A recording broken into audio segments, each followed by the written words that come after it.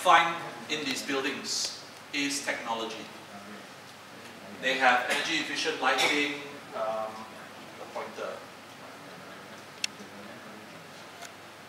They have energy efficient lighting, aircon systems, fans, ventilation systems, good facade, good skin, integrated building management system. Sometimes they use underfloor cooling strategies. Everything is technology. But at the 100 mark, there was no more technology that you could buy. Well, there was still a bit you could buy, but they were getting very close to the limit of what technology can do. Yeah. You can bring the office building in Southeast Asia from 240 to 100 just by buying stuff.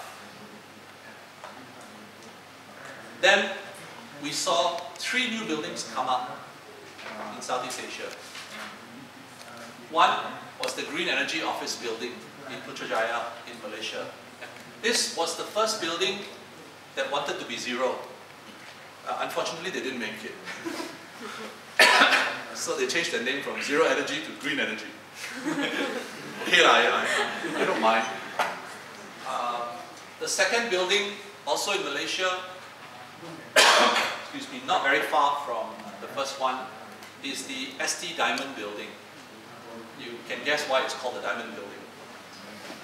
This one wasn't trying to be zero, but they are very, very serious about environmental performance. Yeah? I tell you more in a minute about this one.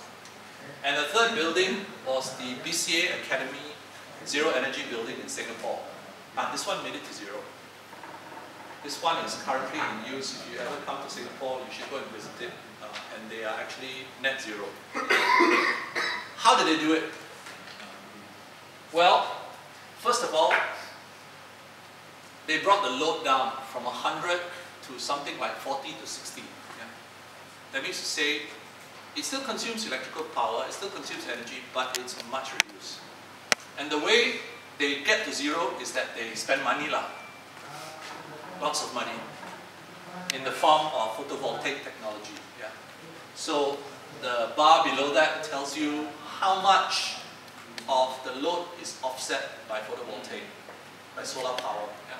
So let's say Green Energy Office building, they are 64, they have about 13 kilowatt hours per meter square per year coming from the roof PV, and they achieve about net 34. A zero energy building in Singapore is 42 and they get more than 42 back, so they're net zero. Anyway, to me this is not so interesting. This is just money. Yeah. Some people have money, some people don't have money. Yeah. This just means that they have a big budget. What do? They have decentralized aircon system, they have energy efficient equipment, they have radiant cooling, they use the structure to cool. All of these things cost a lot. Yeah. Heat recovery systems and of course photovoltaic systems. But the really interesting story is not how they spend money, but how did they get from 100 to 64? How did they drop down? How did the zero energy building in Singapore become 42? Because that was not about photovoltaic, it was about reducing demand. What did they do?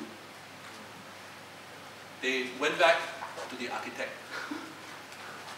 you and I, and they discovered that they had forgotten something very important, which is called passive design. So if you look at those first 3 buildings, you find that the passive design, meaning the amount of space that is relying on daylighting or natural ventilation is actually quite small. About 20 to 30% of floor area in a typical office building in Singapore is passive. The rest is aircon and electrical lighting all the time. Yeah? In the case of natural ventilation, these 2 buildings didn't do very much. They were quite similar to the other buildings. But the last one, the one that hit zero, actually had 50% plus of the total floor area naturally ventilated. This is not the magic of the architect. It's the developer thinking again, yeah, saying, do I need aircon everywhere all the time? It was a fundamental question that was asked because they wanted to achieve zero, and therefore they were prepared to revisit this. What about daylighting? Wow.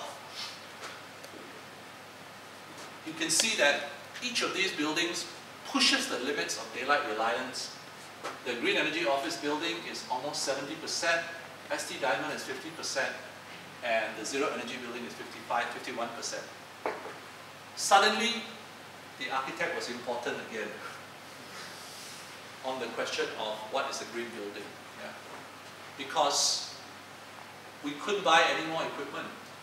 There was a limit to what the equipment could do.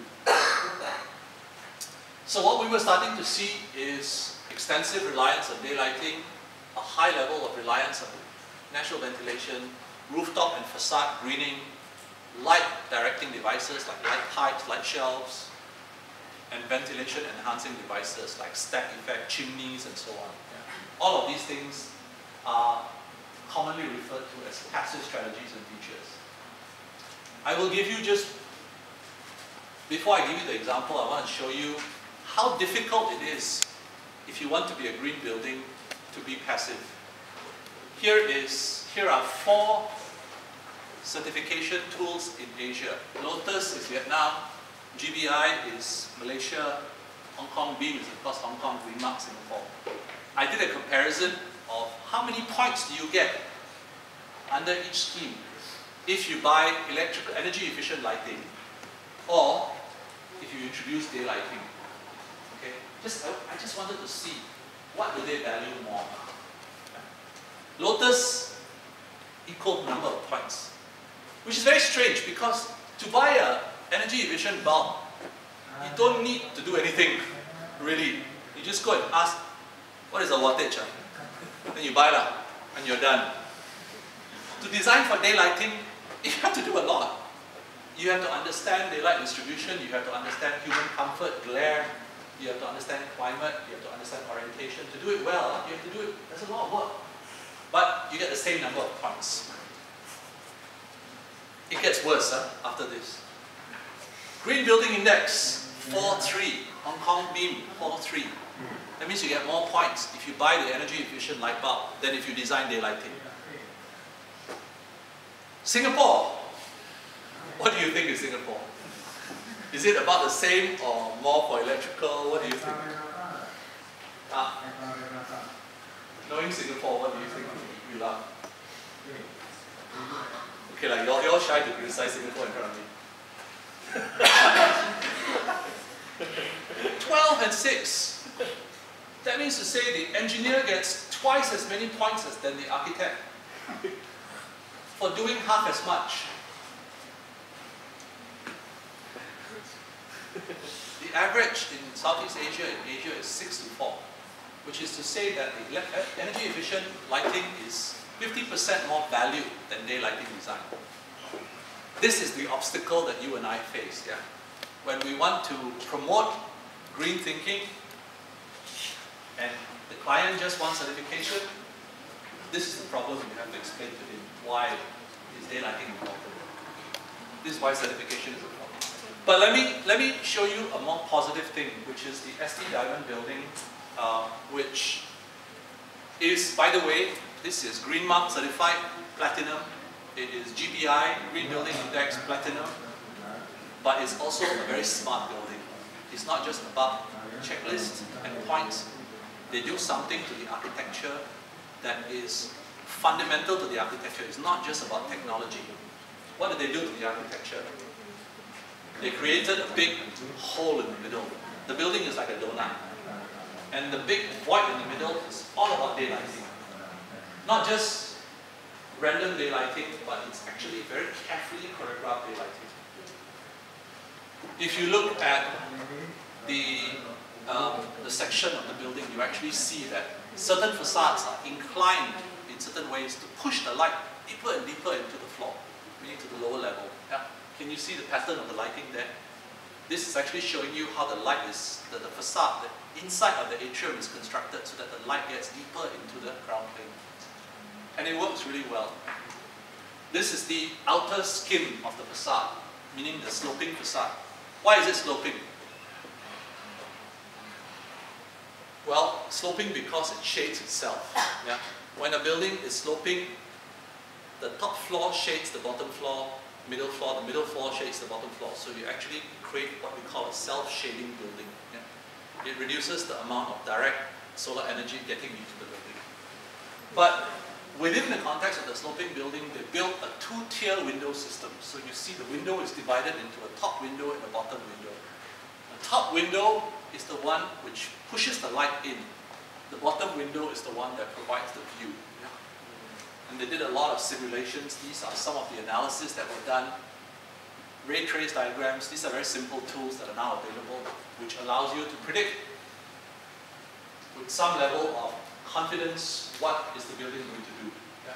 And so this was very carefully studied, not just from the point of view of energy efficiency and equipment, but also in terms of human comfort and daylighting. And they are the ones that fell significantly below the 100 mark because they did all this. So the lesson here is that if green is the aggregate, the sum of efficient technologies, and sustainability calls for an integration of passive and active systems. Yeah. It requires the project team to make judgments about human comfort that are specific to a context and also appropriate to a condition. You can of course throw money at the problem, but it's far cheaper and far more durable if you throw intelligence at the problem. And intelligence requires you to understand the relationship of the architecture to its systems. The passive and active integration is very important. The second preconception is that green is universal. But my question is, shouldn't green be about where you are? Yeah, if you look at the buildings in India, if I were to throw in a Singapore building here, you probably wouldn't even know. You wouldn't know. If I were to throw in a building here from Hong Kong, you probably still wouldn't know. Yeah, because they all look the same. They all have heavily glazed facades. They all look like some corporate animal landed from space. They have nothing to do with being in India. Let me show you a building that is one of my favorites, which has a lot to do with being in India. This is the Pearl Academy of Fashion. It's a school in Jaipur, in India. Jaipur is in the state of Rajasthan, which is a hot, dry climate. It's a desert climate. Yeah. So when the architects of this building were designing, they wanted to use traditional vernacular principles and technologies. Yeah. They didn't want to invest in aircon and lighting. Actually, they had no money. Sometimes architects with no budget are the most creative architects. You give architects too much money, they make terrible buildings. They produced this because they had no money. And they came up with, this is an example of traditional architecture in India, in this part of the world. And this is what is known as a jali. A jali is a perforated facade which filters the light, because the light is very bright, very intense. Yeah? You need to reduce the amount of light going in. They, of course, cannot copy like that. You try and do this now, it's like 10 times the cost of the building. So what they did was that they reinterpreted the jali as a series of facade elements, screens, all mass-produced on site. They got the contractor, the workers to come and to produce from a template. And they produce blocks of these, and then they hang them outside the building as an external screen.